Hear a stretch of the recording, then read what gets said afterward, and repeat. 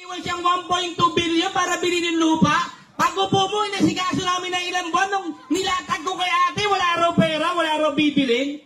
Wow! Bad trip ka, ate! Sumaling ka! 1.2 billion yun eh! Nilakad namin ng ilang buwan, nagkadapuyat-puyat kami! Nang bibilin na, ayaw mo? Wow, pera mo yan! Pera yan ang taong bayan eh! Harap-harapan! Lahat ng kaunsyal! Sa harapan natin, sinabi, walang bibiling lupa! Tarantado kayo ah! Tapos bandang uli, sasabihin nyo, bibilin nyo ngayon to. Oy, election na! 2022 pa namin inatag sa'yo yan, pag-ubong-pag-upo mo! Tapos ngayon, election, babayaran mo? Sira ulo! Sisiraan nyo pa kami? Eh kayo itong nakaupo? 1.2 billion iniwan ni Yorme para bilhin ang lupa dito. Hindi nyo pinili. Makalipas sa 3 taon, mag-eleksyon, bibilin nyo. Pinapaasa nyo yung tao. Matarantado kayo.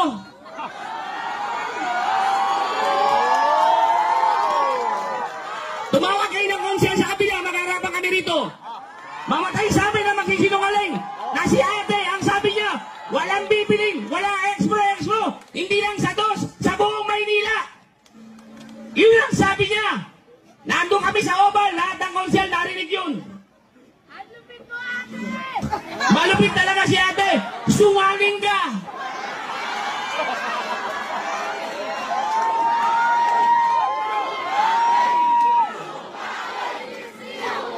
Tandaan ninyo, wala pong makapagpo-programa ng ganon kung hindi si Yorme, dahil siya yung may puso para tulungan tayo.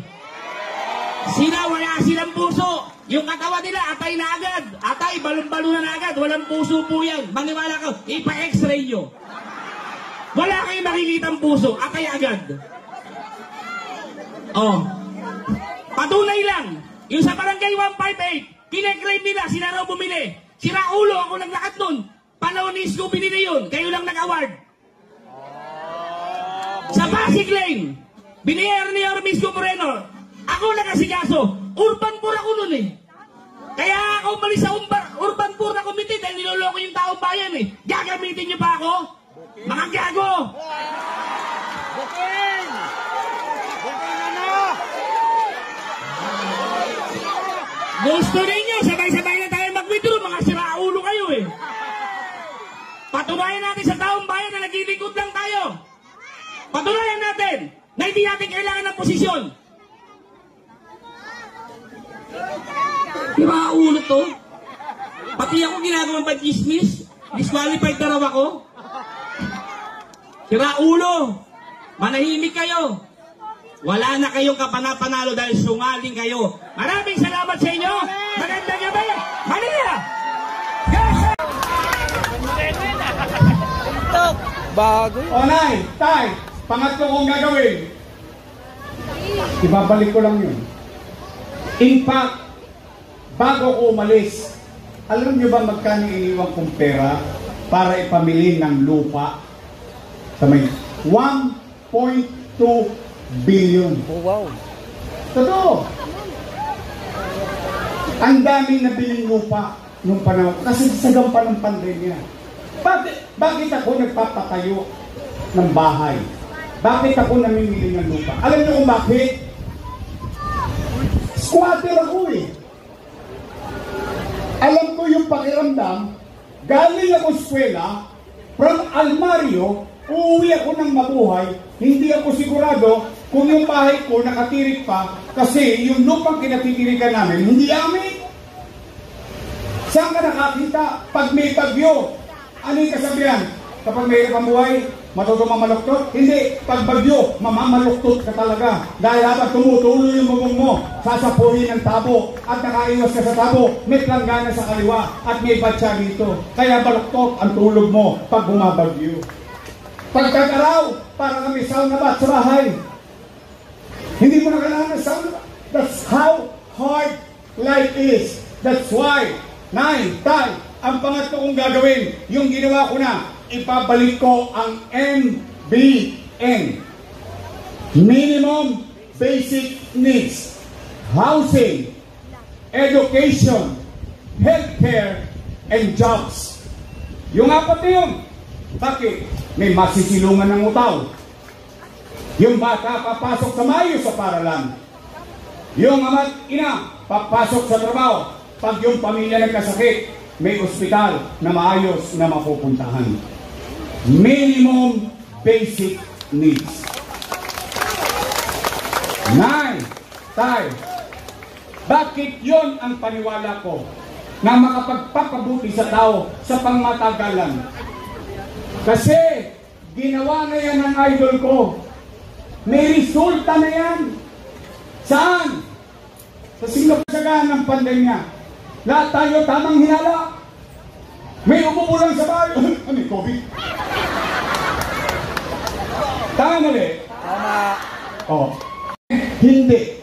Pera ng taong bayang inutang para sa kanyang mamamayan. Nay, tay, kasagsagan ng pandemya, mamukat-mukat mo. Ito na mismo, itong barangay na ito, 110 million pesos ipinambili ng lupa rito sa Pasig Line. 30 years problem. 30 years. Ayaw pang maniwala sa akin ng matanda. Ayaw niyang ibenta. Sabi ko, Nay, ito istorya. Ito special speech ko lang para rito. Istorya, nagpunta yung matanda dahil gusto niya gibayin, dahil nagkasunog, gusto nila pumasok. Sabi ko, hindi kayo pwede. Hindi nabot ng pandemya. Ano sabi ko? Kung gusto niyo, bilhin na lang ng syudad ng Maynila. Ang sabi ng matanda, matagal na ako nakarinig ng ganyan. 30 years na. Sabi ko, huwag kang magalala, baka may bago ng gobyerno Maynila. Magkatotoo. Sabi niya, ito presyo. Sabi ko, hindi pwede. Bakit? Bawal sa COA. Kung ito presyo, bukas sa bukas, mabibili na yan ng siyudad ng Maynila. Napapayag yung matanda. Ano nangyari? Ngayon, nag-awarding sila. Sila daw ang bumili ng lupa. Wow!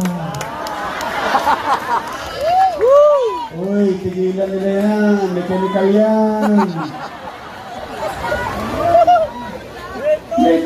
Ako kasi, personally, tanungin nyo si Randy Sadak, city electrician natin. Nandoon siya sa lamesa ko. Nandoon yung matanda, nandoon yung abogado, nandoon yung apo.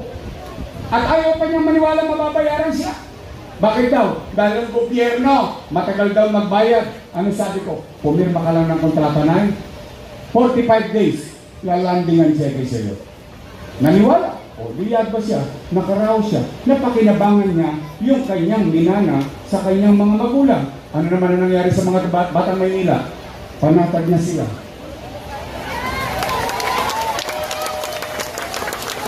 Tanong, kaninong pera yun? Kay Yorme? Hindi.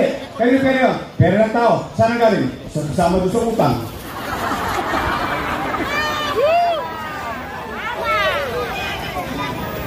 Nay, tay, huminto ba ang gobyerno? Hindi. Tinatag, Condominium 1, Condominium 2, Binondominium 1, Basset Community, San Lazaro Residence, San Sebastian Residence, Pedro Hill Residence. Yan mo, tumbukin nyo lang sa Pedro Hill.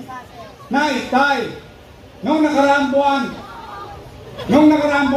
nagkating ribo sila dyan sa Pedro Hill Residence. Ang sabi nila, sila daw ang may gawa. Wow!